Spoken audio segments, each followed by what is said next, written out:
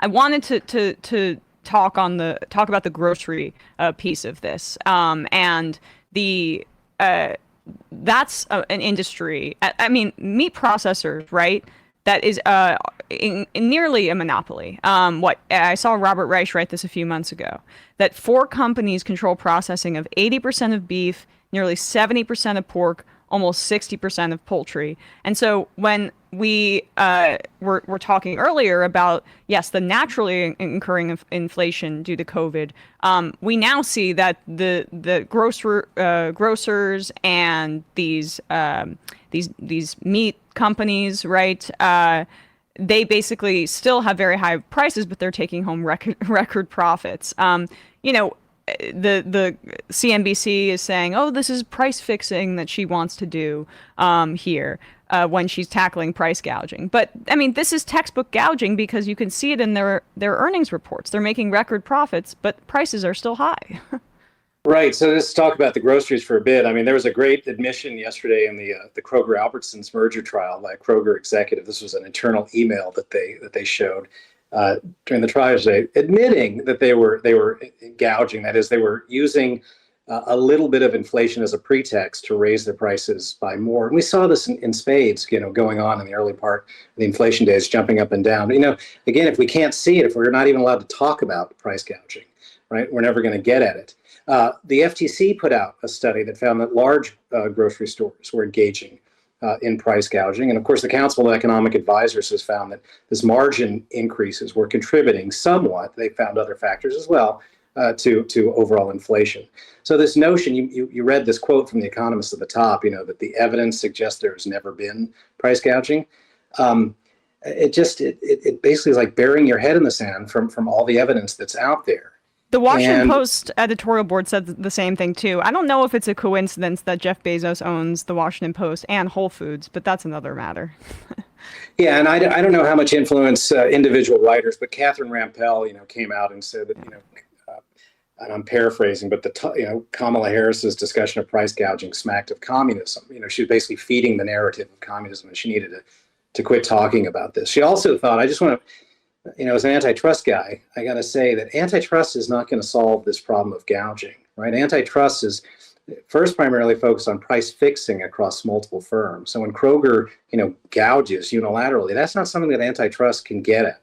And antitrust can get at an individual firm who's setting prices when they use a restraint of trade to get that price higher. But if they're just exploiting opportunistically, a crisis, there's absolutely nothing that antitrust do, and there's no reason it can do, and there's no reason for us to just sit back and kind of take this as consumers, right? I feel like what these neoliberals are saying is that we should let our defenses down. We should have no defenses against this kind of act. And 40 plus states have price gouging laws Right. on the books, right? And we need a federal one because a lot of these states, as Zephyr Teachout wrote, a lot of these firms can evade the state laws if they're doing the gouging in some other state. Or setting it at a different level. And I just put the question this way, like, why would we ever, if we know that there's harm coming from a particular source, why would we ever not build up or erect a defense mechanism, right? Even if we never use it, just to have a defense against this level of attack. It just seems to me naive and almost encouraging firms to misbehave if we don't establish a federal price gouging law. Well, I mean, you mentioned that antitrust suit against, or the FTC's blocking a merger of Kroger's and Albertsons. In their defense, they were essentially listing off, you let Walmart do it, you let X do it. Why don't you let us do this, right? We need to be able to compete in these markets, etc. The point, though, is that the market consolidation has got to that point. So there needs to be a buck. The buck needs to stop somewhere, right? Or you're enabling this, I guess, in terms of the consolidation piece. But also, yeah, federalizing these rules would be really important here. And do you think she could do that through executive order, or would that have to go through Congress? Is my question. I think it would have to go through Congress. If she does it by executive order, it would immediately be challenged. And the courts these days are watching what they're doing to like Biden's student loan programs. I think it should go through Congress. And look, you may never even have to use it. It's just having the defense at your fingertips would put the firms on notice that if they exploit the next crisis, and by the way, this is not price controls and it's not economy-wide, regardless of what Catherine Rampell said. This was just in the food industry. And it really wouldn't kick in until the next crisis. The idea is that when we get into the next crisis, we don't want to be in the same vulnerable position that we were in for this crisis. We're just sitting back and watching these prices spiral out of control. So why not at least have the defense mechanism in place, right? And one last thing is, you're not guilty until proven innocent. If the federal government were to bring a case against you, right, you could defend your unilateral price increase by appealing to, say, the costs that went up, right? And if you could demonstrate that your price increases were cost-based, you'd be off the hook. So the notion that this is somehow going to chill investment or innovation or send us back, or, in Catherine's words, communist era, is just a hyperbole. Well, how about the expanded child tax credit that Kamala Harris is proposing? Is that communism, Hal? I think that whenever we interfere with markets, it seems like it has a taint of communism, right? Because we're basically saying that we can't trust the markets are going to take care of this. But there's been great research on the advantages, the benefits of a child tax credit, and we basically want to allow people to at least have the choice to go back to work. The notion right now is that childcare is very expensive and it could be trapping folks in their homes and keeping them out of the labor market. So I think it's a great thing, and more power to her on that front as well. Can you expand on the child tax credit and what it did do when we expanded it during COVID? I think the figures range from 40 to 50% of children being lifted out of poverty. She's essentially advocating for making that permanent, which was Joe Manchin killed that in the Build Back Better negotiations, but also offering $6,000 for a newborn for those qualifying families. What impact would that have, and basing that on the impact that it did have when it was in effect? Well, you mentioned the benefits to children, but I also want to talk about the benefits to the parents as well. I mean, as workers in the labor market, what we want to do is build up this strong sense of security that workers have as a background, and that's going to give them greater bargaining power vis-a-vis their employers, in which they can demand higher wages. So there's so many beneficial effects, but I do think that we got a taste of it.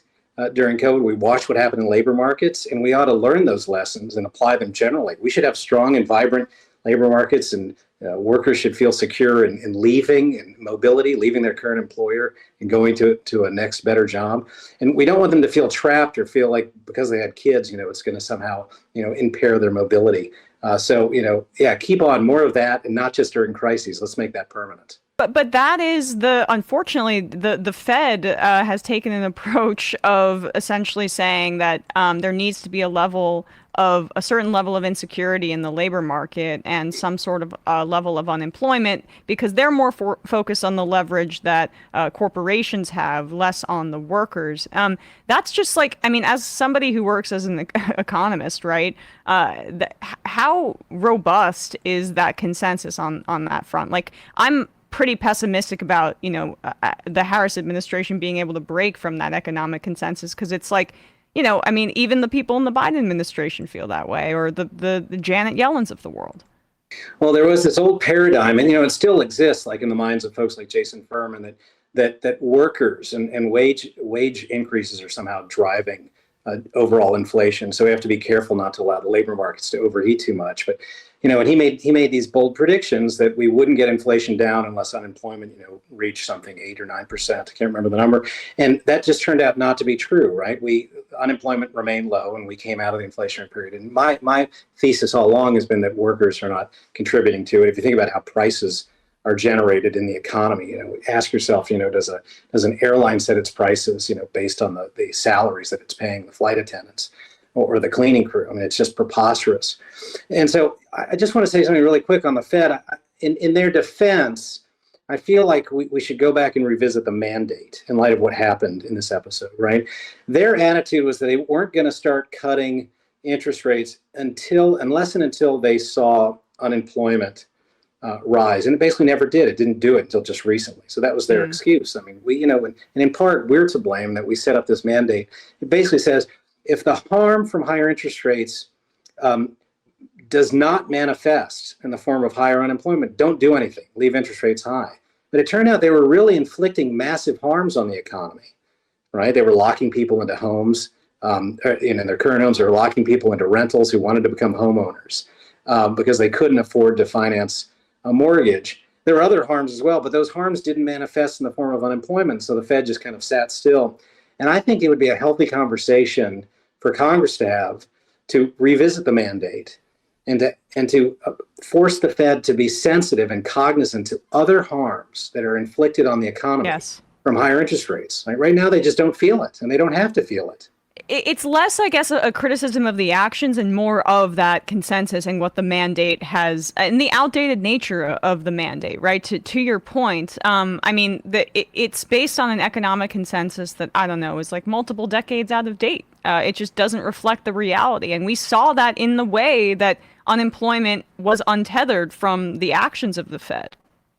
Yeah, there may have been an era, 50, 60 years ago in which wages and prices were intimately, inexplicably, intertwined, right? The shoe cobbler and other things like that. But, we've moved on, and it's a different economy now. And we should revisit this notion of how important, wages are to contributing to overall inflation. I would submit not very much.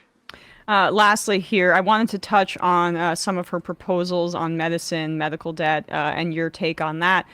She basically proposed that she wants to speed up the Biden administration's efforts to allow Medicare to negotiate with drug makers. We know that prices for some of these prescription medications are going to reduce in 2026 by somewhere from 40 to 80% on these really key drugs that people who are on Medicare use.